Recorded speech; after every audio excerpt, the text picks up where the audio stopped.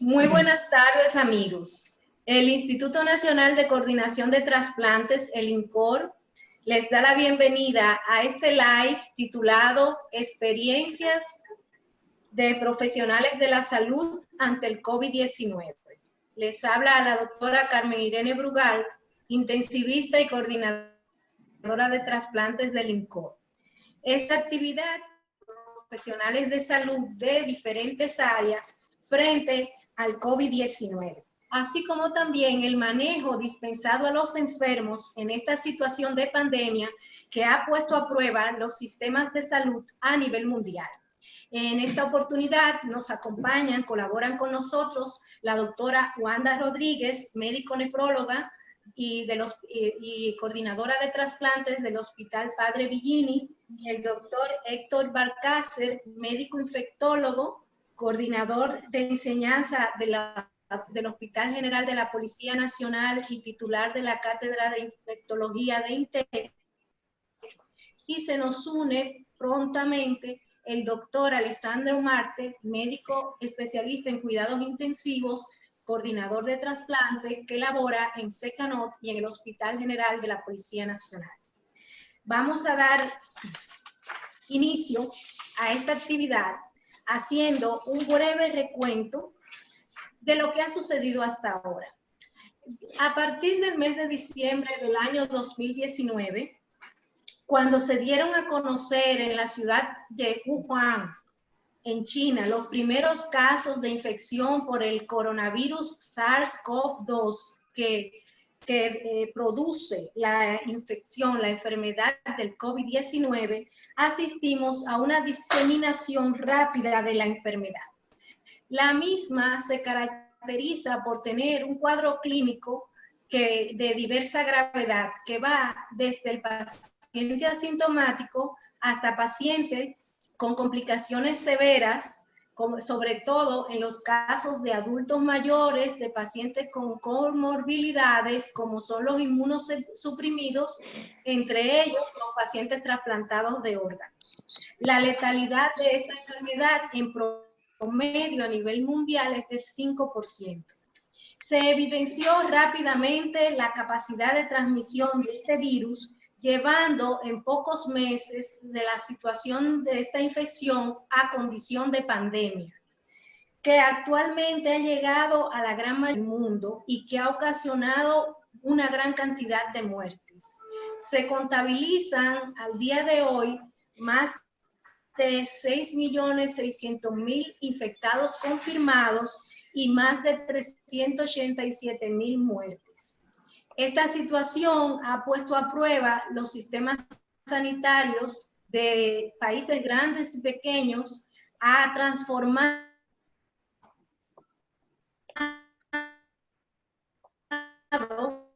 la manera de vivir en gran medida en muchos países, la economía de estos países.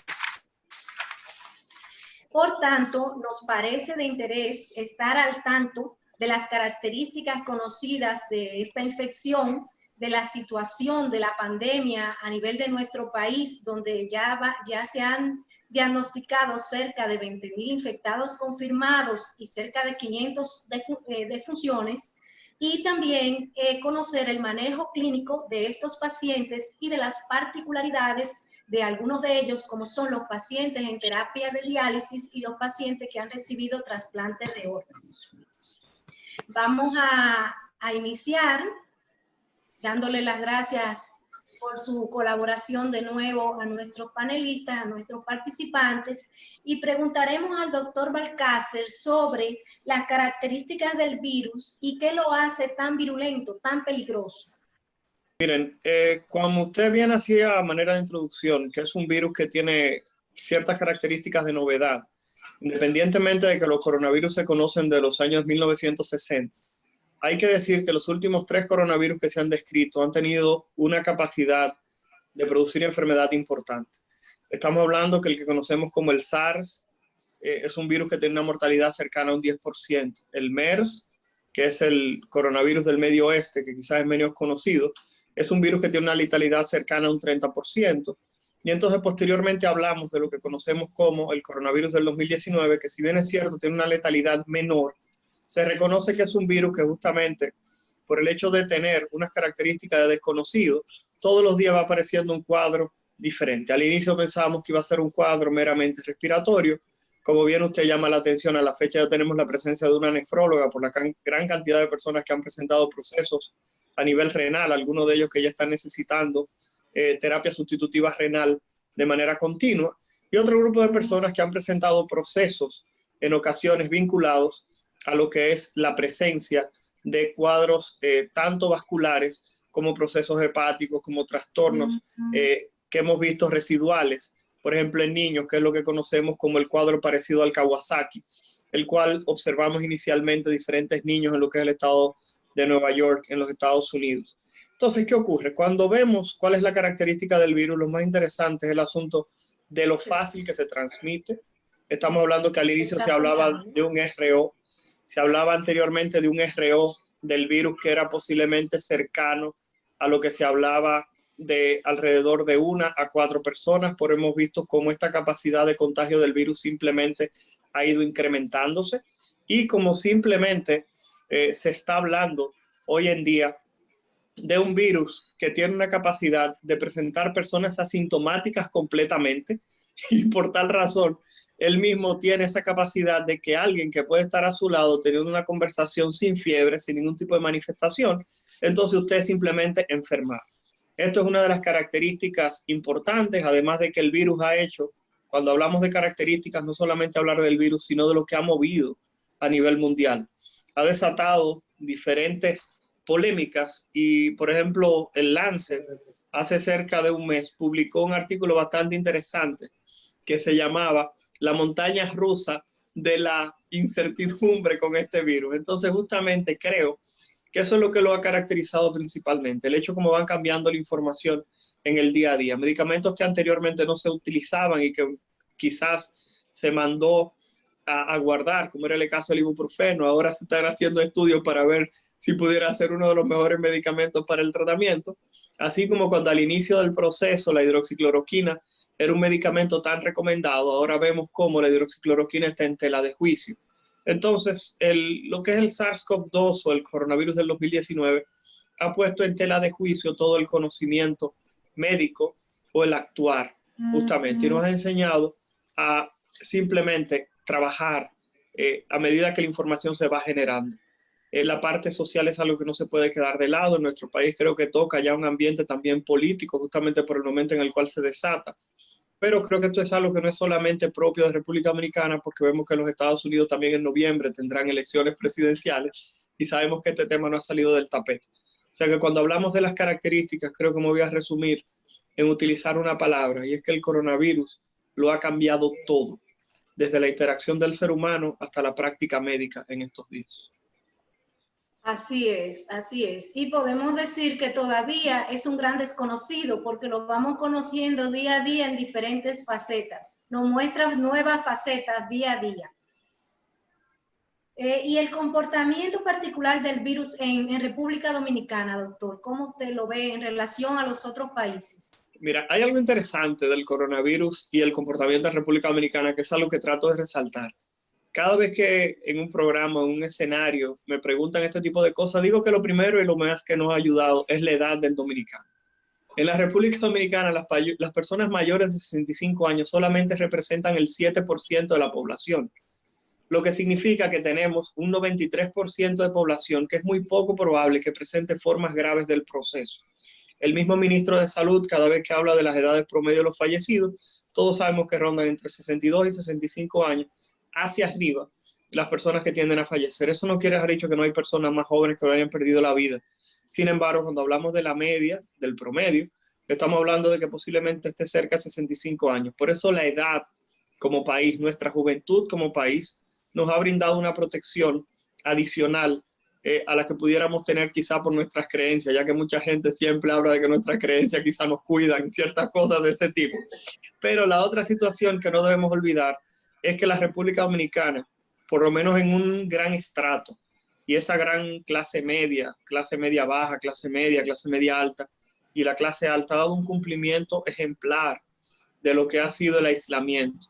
En estos momentos, ya en el cual han transcurrido varios meses de ese tipo de aislamiento físico, no me gusta llamarlo aislamiento social, sino aislamiento físico, creo que ya hay algunas personas que quizás están desesperando por ciertas situaciones específicamente económicas en la cual se ha tenido que vencer un poquitito ese distanciamiento, pero entiendo que la conducta que hemos tenido en el país, cuando uno observa en las ruedas de prensa que el ministro dice que la ocupación de cuidados intensivos ronda entre un 40 y como mucho un 60%, nos damos cuenta que el coronavirus, con el asunto de que tuvimos que quedarnos tranquilos por un tiempo, una de las situaciones que más llevaba a lo que es la pérdida de vida en República Dominicana y ocupación de camas de cuidados intensivos, como son los accidentes automovilísticos y sobre todo los accidentes de vehículos de motor, al disminuir, justamente han quedado muchas camas disponibles.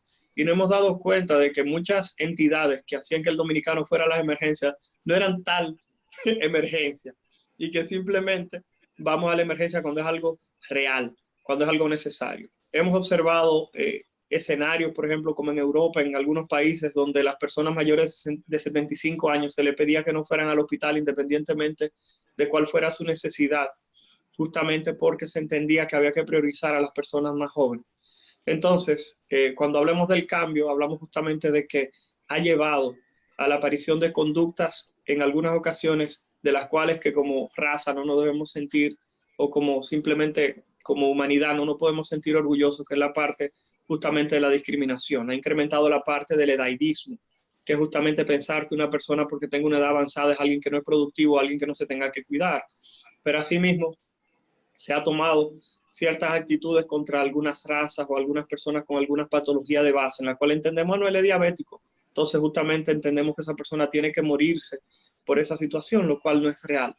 Entonces, en la República Dominicana, gracias a Dios, no hemos visto esos escenarios de emergencias colapsadas, no hemos visto esos escenarios de que los hospitales no tengan ventilación o no tengan disponibilidad de espacio para poder atender a aquellas personas que buscan atención, como sí hemos observado en otros países. Y es una conducta realmente del coronavirus que ha sido bastante atípico en lo que son naciones desarrolladas. Y repito, una gran cantidad de la situación se debe a la edad que tenemos en el país. La mayoría de nuestra población viene dentro del cuadro de la juventud todavía. Vamos a pedirle a la doctora Wanda Rodríguez que nos comente sobre la situación, la logística, cómo se están desenvolviendo los pacientes en las unidades de hemodiálisis en esta situación, los pacientes en diálisis. ¿Cómo se está logrando una logística en beneficio de esos pacientes frente a la epidemia del COVID-19? Bueno, gracias por la invitación. Buenas tardes. Nosotros, por ejemplo, el servicio de nefrología detecta los pacientes sospechosos y, en dado caso, se confirma la presencia del virus en estos pacientes. Recordando que, como bien dijo el doctor, este virus es algo desconocido, muchos pacientes se tornan asintomáticos y debemos estar siempre sobre esos síntomas que muchas veces ellos lo ven como muy leves o no lo perciben como tal. Y uno se mantiene entonces entrevistando a esos pacientes, dándoles seguimientos, la temperatura, algo tan simple como es la pérdida del sabor, que ellos la pueden referir y no ponerle atención como importante. Bueno, se detectan esos pacientes y cuando tenemos la confirmación de un paciente positivo, pues se crea una logística para ser referido a un hospital donde se están brindando los servicios para pacientes positivos. Recordando también que el hecho de ser paciente renal, aparte de que tiene una inmunidad comprometida, debemos recordar que las unidades de hemodiálisis son unidades cerradas que tienen que estar un tiempo prudente, largo, dentro de esta unidad, compartiendo con todos los pacientes, por lo que es sumamente importante el aislamiento físico, como bien se explicaba, para evitar esa cercanía y esa contaminación por la virulencia de este virus. Luego que nosotros, por ejemplo, se detectan estos pacientes, pues se le refiere a un hospital donde se están atendiendo dicho paciente. ¿Qué buscamos con esto? Aislar los pacientes que están negativos y enfocarnos a los pacientes que están positivos. Hay hospitales que pertenecen al Servicio Nacional de Salud que están confinados para este fin, como es el mismo hospital, el hospital Rodolfo de la Cruz Lora, que es en el kilómetro 28, el hospital Ramón de Lara, el mismo hospital de la Policía Nacional, Secanot, bueno, hay diferentes hospitales. Pues se crea una logística de referir a esos pacientes, orientarlos para que se puedan trasladar adecuadamente a estos sitios donde le prestan el servicio. Muchas gracias. Doctor Balcácer, ¿el virus puede vivir en la superficie de los muebles? ¿En qué tipo de superficies? ¿El calor influye, afecta? ¿Se sabe algo sobre eso?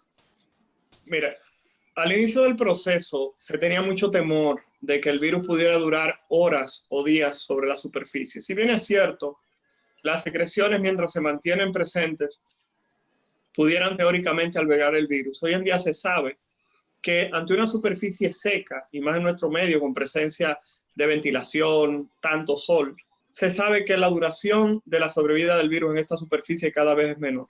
Es tanto así que la Organización Mundial de la Salud ha estado llamando a que justamente la transmisión a través de indumentaria, etcétera, cada vez se está acumulando información de que no es tan drástico como se creyó, tan grande esa transmisión. Es algo que se va simplemente desmontando todos los días.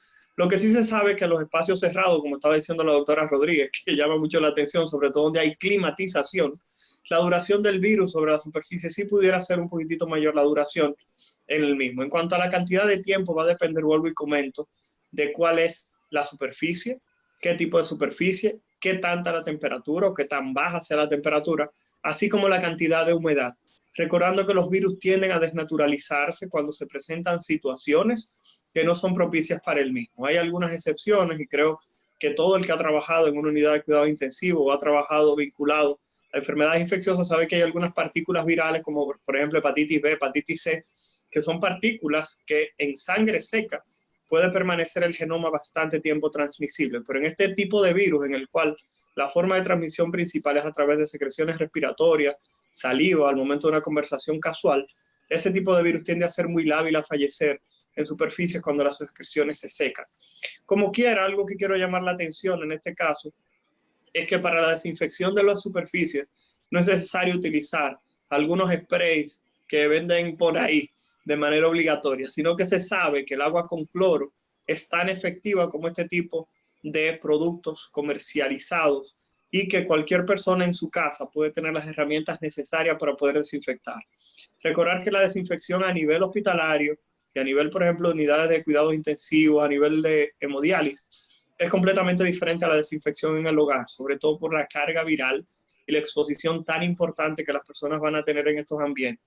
Entonces, por tal razón, en la casa, cloro y agua es suficiente para desinfectar. Esto es algo que no lo deben olvidar y esto es suficiente. Para los hospitales y centros de salud, recordar que el ministerio envió y tiene disponible en su página una guía de desinfección de superficies y espacios hospitalarios donde están aprobadas por el ministerio las únicas sustancias que se pueden utilizar para desinfectar que estén avaladas por el ministerio. Recordar que existen muchas, pero avaladas por el ministerio son unas cuantas. Por tal razón, usted debe tratar de empaparse de esto, porque recordar que hay muchísima gente que están desinfectando por ahí con un grupete de sustancias, las cuales tienen especificaciones muy, muy claras para su uso, incluyendo la duración del tiempo de exposición. Ok, así que empápese de esas guías del ministerio, por favor. ¿Qué me dice sobre la estacionalidad que se sugiere que podría presentar el virus como otro coronavirus y otro tipo de virus? ¿Qué me puede decir sobre eso? Mira, Carmen, el problema es que si uno se da cuenta, se habla de esto. Sin embargo, vemos que la cantidad de infectados en República Dominicana se mantiene todos los días en eso que yo llamo la encuesta diaria, a la hora de que el ministro da su reporte o su parte diario. ¿Qué ocurre? Tenemos aquí en República Dominicana entre un 17 y un 21% entre un 17 y un 21% que todos los días sale positiva las personas en República Dominicana, que es una encuesta que se hace todos los días de lo que es la parte de positividad. Y vemos que la temperatura ha ido incrementando y ese número no va bajando. Entonces, por tal motivo, podemos explicar que los virus respiratorios en los ambientes más fríos se puede transmitir más fácil. Yo no quiero, discúlpeme, que me están llamando en este momento del centro médico. Entonces, ¿qué pasa? Esto no quiere dejar dicho que en un futuro no pudieran disminuir los casos o aumentar si la temperatura baja o sube. Sin embargo, nos hemos dado cuenta de que este es un virus que la transmisión principal es por cercanía. Entonces, por tal razón, la cercanía no tiene en nuestro medio que ver con el asunto del clima. Somos un país que mantenemos una temperatura más o menos constante o estable y por tal motivo, la cercanía de las personas es mucho más fácil que en otros lugares, que cuando la temperatura baja simplemente tiende a reducirse lo que es la posibilidad de transmisión. De acuerdo, muchas gracias. Doctora Wanda, ¿y qué podría decirnos sobre la disponibilidad y el uso de los inmunosupresores en los pacientes trasplantados? Si hay un suministro adecuado actualmente para esos pacientes que, como ya dijimos, usan inmunosupresores, por tanto son inmunodeprimidos, lo necesitan cada uno en su caso de trasplante de órganos sólidos, pero que necesitan estar en condiciones para poder enfrentar en caso de que el virus la ataque. Sí, recordar que el paciente renal es un paciente inmunodeprimido y que a todo esto sumamos un paciente trasplantado. Son pacientes que toman medicamentos que disminuyen aún más su estado inmunológico. Por eso es tan importante el uso, bueno, el cuidado y la prevención con estos pacientes específicamente. Importante, bueno, que el ministerio sí tiene medicamentos específicos para este paciente. El programa de alto costo es quien les suple estos medicamentos a ellos cuando acuden a recibirlo. Importante, bueno, que no interrumpan su medicación, porque la interrupción o la inconstancia de la toma de estos medicamentos puede llevar al traste con la pérdida de la función del riñón, de su riñón trasplantado, cosa que lo cuidamos infinitamente, vamos a decir. Pero es muy importante que el paciente no interrumpa su medicación, que cualquier dato se comunique con su médico de cabecera para que sea orientado en cualquier condición.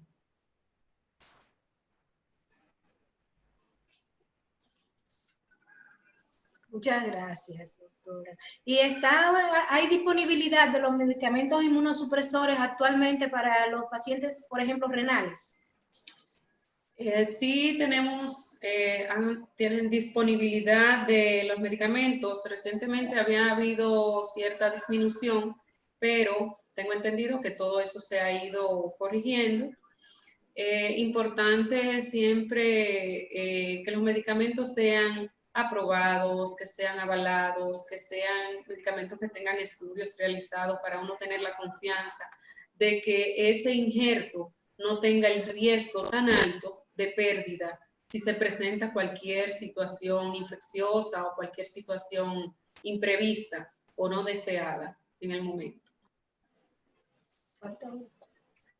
Perfecto. ¿Qué nos puede decir el doctor Balcácer sobre el protocolo de manejo actual, en la etapa actual, el protocolo de manejo que se está utilizando someramente con los pacientes con COVID-19? Bueno, lamentablemente todos los protocolos a nivel internacional a la fecha todavía se consideran que son protocolos experimentales, ya que todavía no existe ningún tipo de modelo que haya demostrado que tenga una eficacia o superioridad sobre otros esquemas en este momento. Recordar que todavía en la República Dominicana el lopinavir ritonavir, que es conocido como aluvia o caletra en otros países, se utiliza. Sin embargo, el uso del mismo solo no ha demostrado ser tan efectivo como combinado con otros fármacos y todavía aquí lo estamos utilizando en monoterapia. Tenemos otro tipo de medicamentos, por ejemplo, como el Remdesivir, que es un medicamento que lamentablemente no lo tenemos disponible en República Dominicana, el cual ha demostrado ser útil en pacientes con procesos moderados.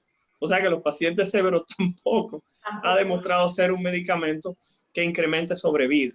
La otra situación es que ya la hidroxicloroquina la mencioné, el mismo simplemente la información que se está acumulando es que el medicamento no te hace mal, pero tampoco te hace bien. Entonces no modificas realmente la probabilidad de que si te vas a terminar en intensivo, si vas a fallecer, la evidencia aparentemente no apunta a que el fármaco te va a prevenir esa situación. Pudiera, por la actividad antiinflamatoria que tiene, todo el mundo lo sabe, ya que se utiliza en enfermedades reumatológicas como lupus, etcétera, el mismo simplemente pudiera mejorar un poquitito parte de la sintomatología, pero no ha demostrado que prevenga que el paciente presente una forma grave de la enfermedad. Hay otro medicamento de uso ya un poquitito más libre y más popular, como es el asunto de la ivermectina, el cual no está dentro de ningún protocolo. Sin embargo, la gente lo usa porque le va bien. ¿Qué ocurre con esto de la ivermectina? Hay que decir que hoy en día el coronavirus tiene un porcentaje de personas sin formas graves de un 98%. Lo que quiere dejar dicho que si usted tiene 100 personas con coronavirus y a los 100 usted le da ivermectina, a 98 le va a ir bien y 2 se van a complicar. Pero si usted tiene 100 gente con coronavirus y no le da ivermectina, a 98 le va a ir bien y 2 se van a complicar. Entonces, ¿qué pasa? A la fecha no hay una información real, ni hay un medicamento que demuestre ser mejor que otro. Hay intervenciones que se hacen para modificar la evolución de la enfermedad y que a medida que hemos ido tratando pacientes, vamos haciendo intervenciones cada vez más tempranas y personas que están presentando mejor evolución.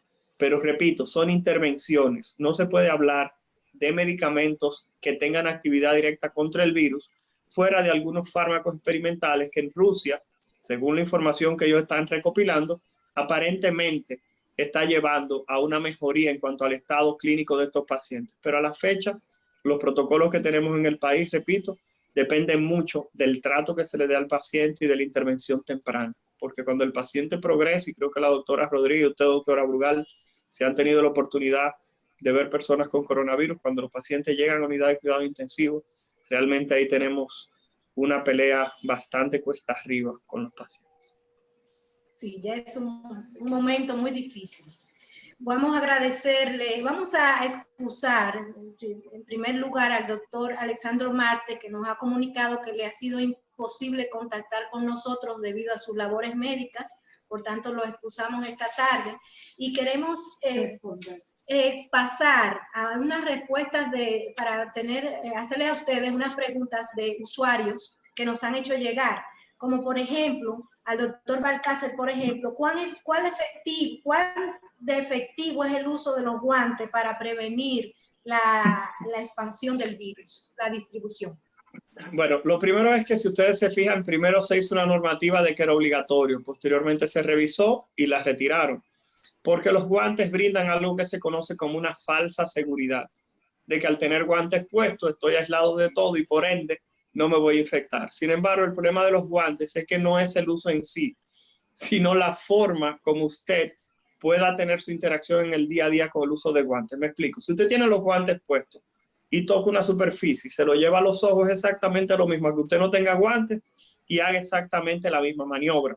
Entonces, por tal sentido, lo más importante no es el uso de guantes, que usted tenga las manos limpias, la superficie que usted vaya a tocar esté limpia y de paso que usted pueda tener una conducta que no lo ponga de riesgo llevando secreciones o algún tipo de fluido que pudiera tener la presencia del virus a los ojos, nariz y boca, que es lo que se busca. Por eso los guantes simplemente lo van a poder ayudar si usted lo utiliza de manera no continua y con un correcto y evitar de manera correcta lo que es el toque de esta superficie con capacidad de absorción viral.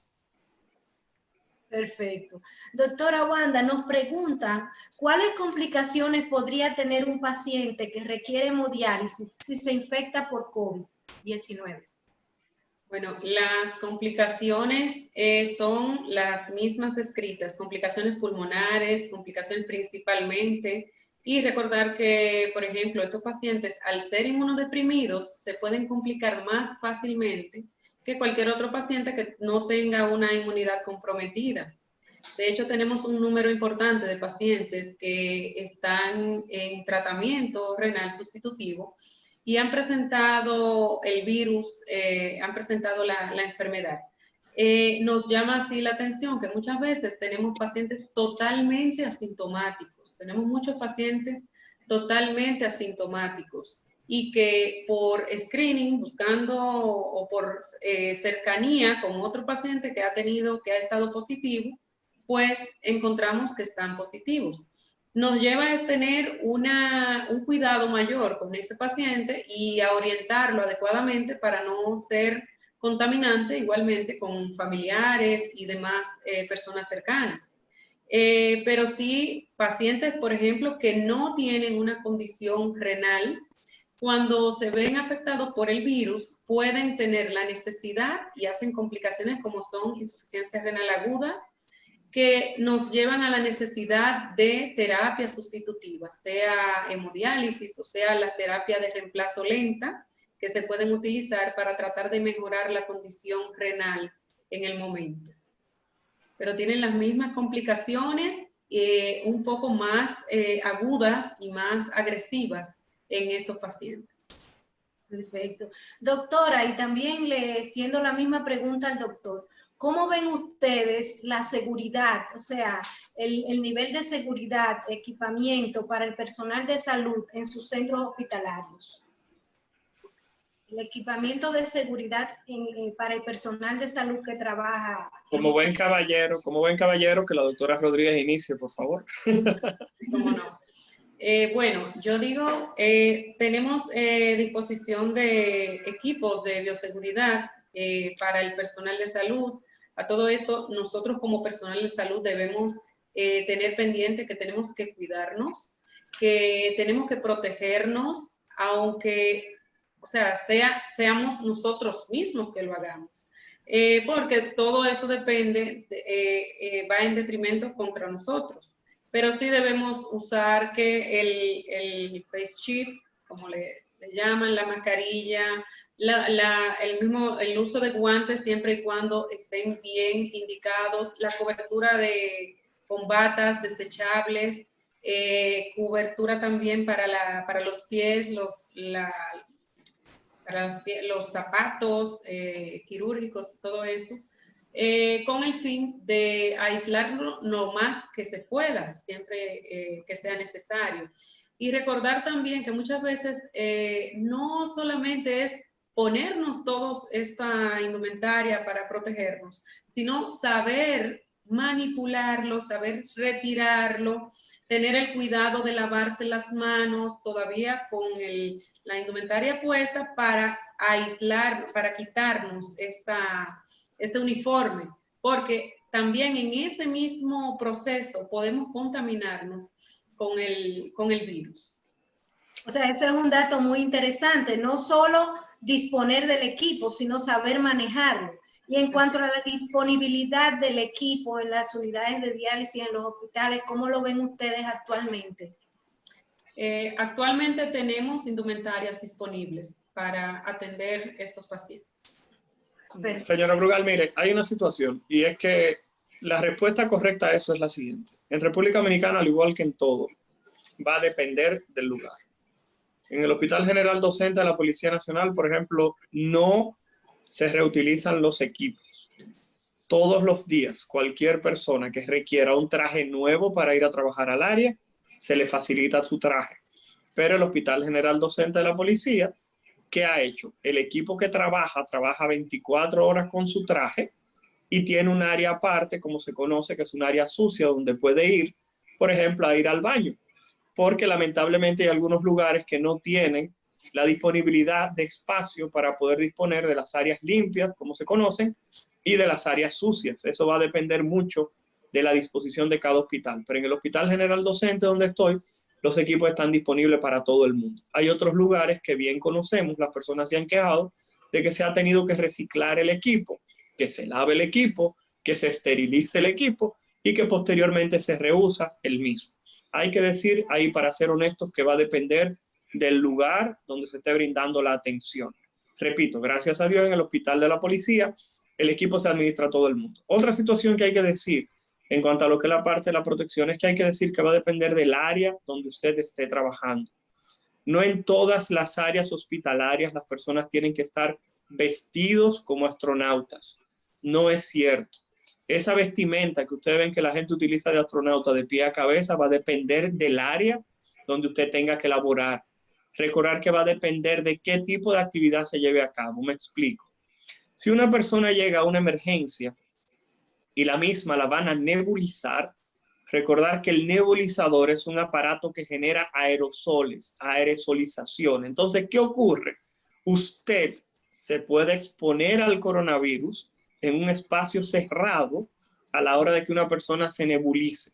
Y en ese momento usted tiene que cambiar la mascarilla o el instrumental que tiene sobre su cuerpo, específicamente la indumentaria, porque usted podría entrar en contacto con el virus de una manera diferente por una actividad que usted acaba de realizar.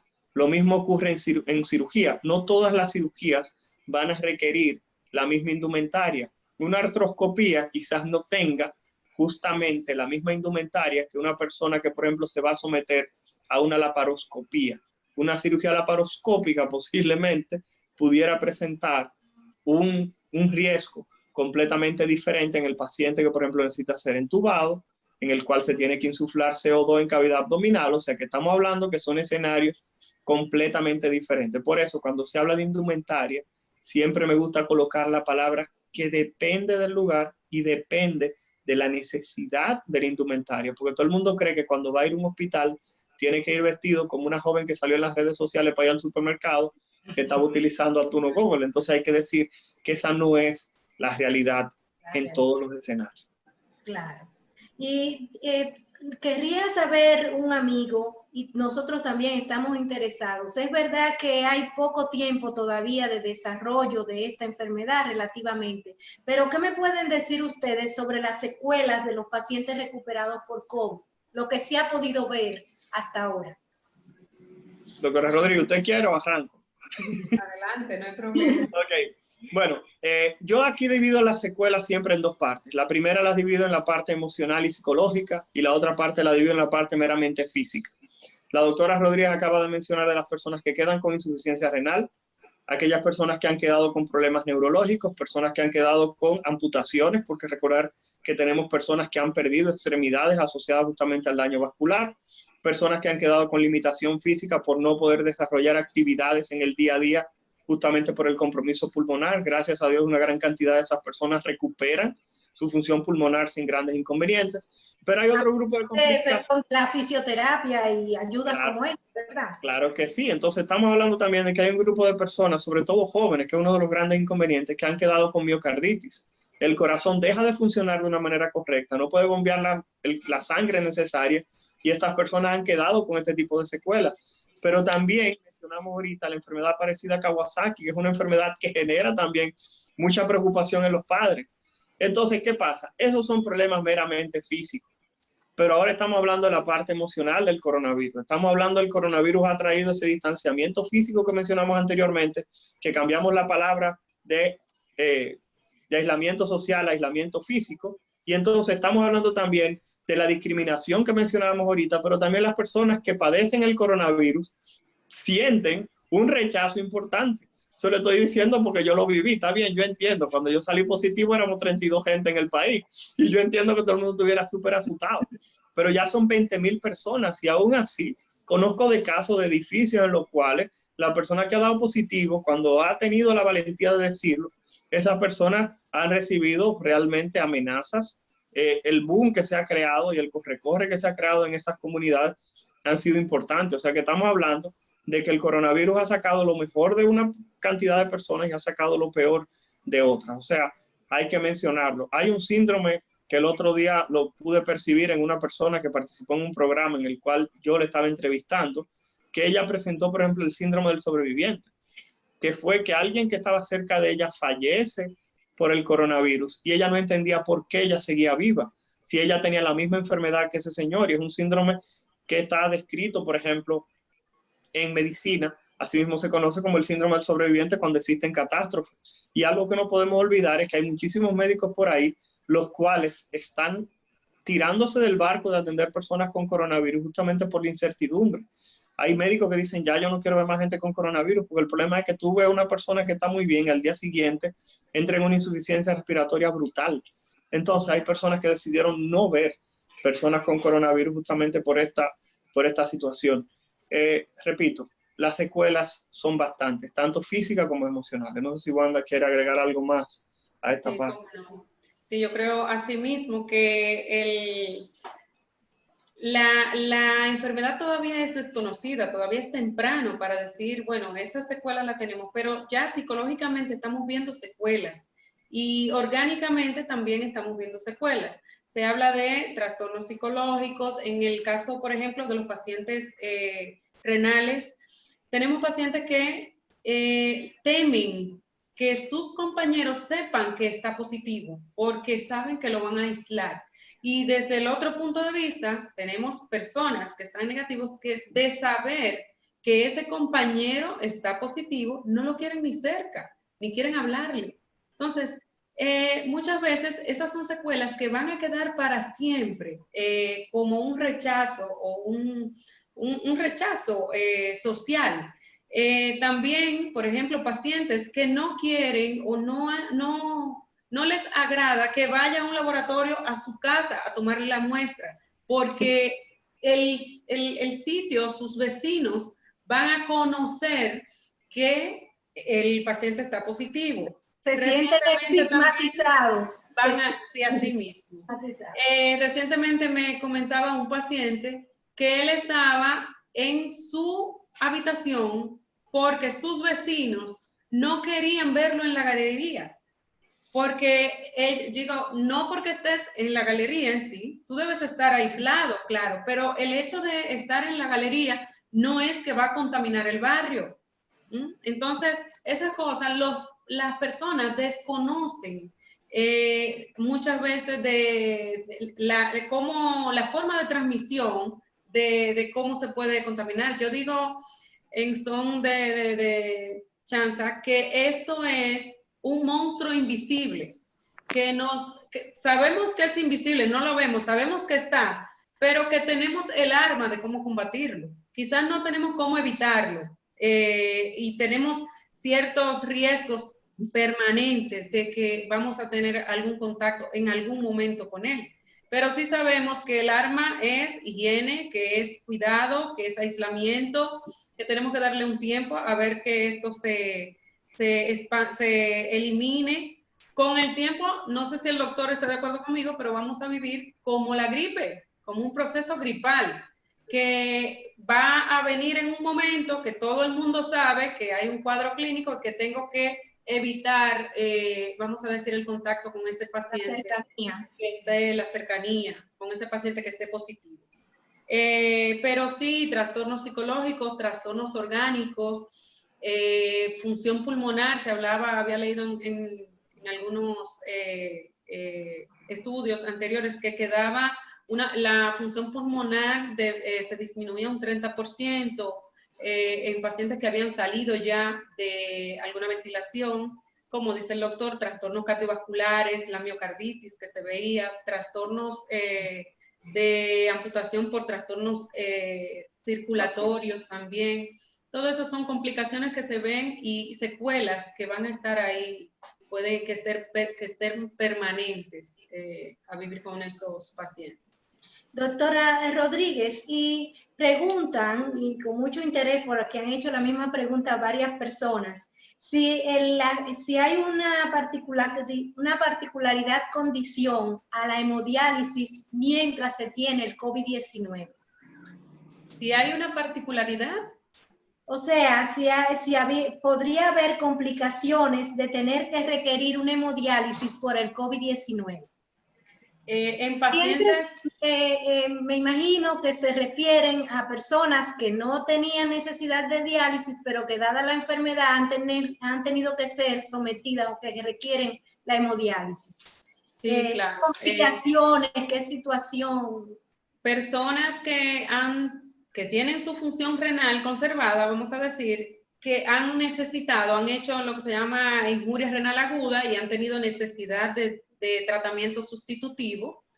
Sí pueden hacer las mismas complicaciones, pueden hacer trastornos electrolíticos, pueden hacer trastornos cardíacos, cardiovasculares, los trastornos pulmonares que ya están descritos, pero sí estos pacientes pueden tener más facilidad de complicarse con estas condiciones que otros. Igualmente pueden requerir la terapia de reemplazo lenta, que son pacientes, por ejemplo, que pueden frenar su función renal de forma repentina con necesidad de estos tratamientos de sustitución renal.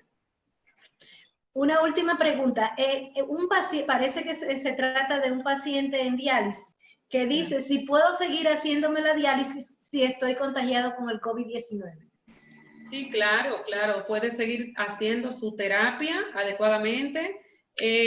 No hay una diferencia, vamos a decir, de los pacientes que están con el COVID positivo, excepto los cuidados de contaminación, pero se siguen las mismas normativas de la unidad de hemodiálisis o del servicio, el tratamiento de hemodiálisis, 3 veces a la semana, se habla de 15 horas a la semana, en 3 sesiones.